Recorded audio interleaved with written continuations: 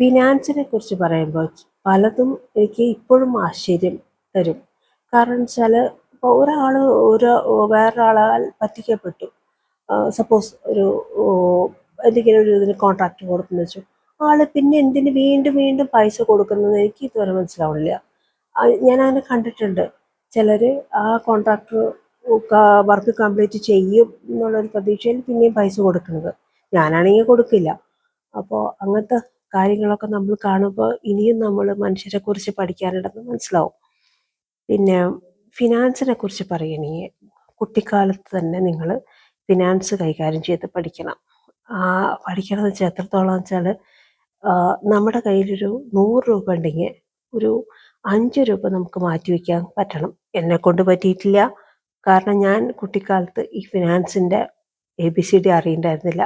ഞാൻ കാര്യങ്ങൾ എൻ്റെ പാരൻസിനോട് പറയുന്നു, അവർക്ക് പറ്റുന്നതാണെങ്കിൽ അവർ ചെയ്തു തരും, പറ്റിയില്ലേ ഞാനും മറന്നു പോവും.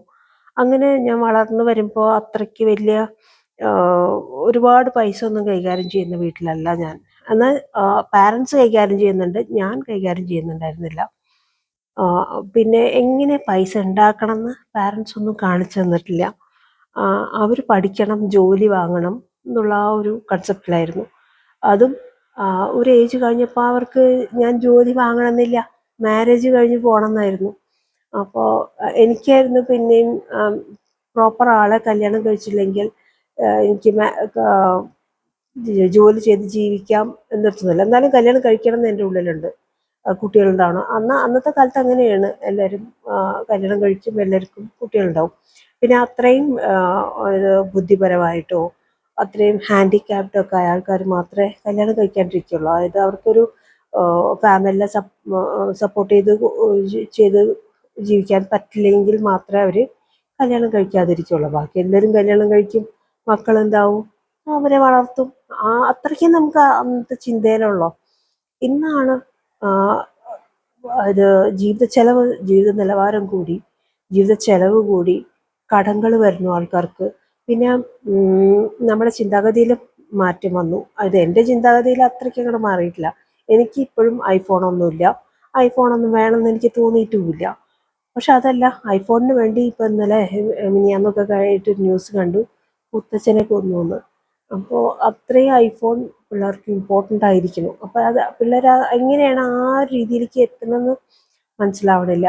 ചിലപ്പോൾ കൂടെയുള്ള കുട്ടികളിൽ ഈ ഒരു സാധനം ഉണ്ടെങ്കിൽ അത് എനിക്കും വേണം എന്നുള്ള ആ ഒരു ഫീലിംഗ്, എനിക്കും വേണം എന്നുള്ള ഫീലിംഗ് എനിക്ക് പറ്റിങ്ങിയാൽ മതി എന്നുള്ള ആ ഒരു ഫീലിങ്ങിലേക്ക് പിള്ളേർ എത്തണില്ല. അതാണ് തോന്നുന്നു ആ ഒരു കൊലപാതകമൊക്കെ നടത്തുന്നത്. മുത്തശ്ശനെയാണ് കൊന്നത്. അപ്പോൾ എൻ്റെ മകൾ ചോദിക്കുന്നുണ്ടായിരുന്നു, അവളെ ഞാൻ കല്യാണത്തിന് നിർബന്ധിക്കുന്നുണ്ട്.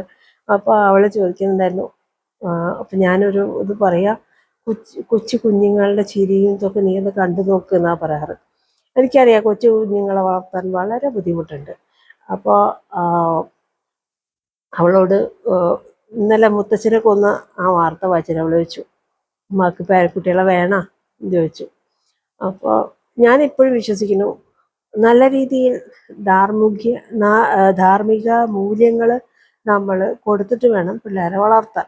ഒരാളുടെ കയ്യിലൊരു സാധനം ഉണ്ടെന്ന് വെച്ചിട്ട് നമുക്ക് വേണമെന്ന് നമ്മൾ പറയരുതെന്ന് പാരൻസ് പറഞ്ഞ് കൊടുത്തിരിക്കണം സ്കൂളിൽ ചേർത്തുന്നതിന് മുന്നേ തന്നെ.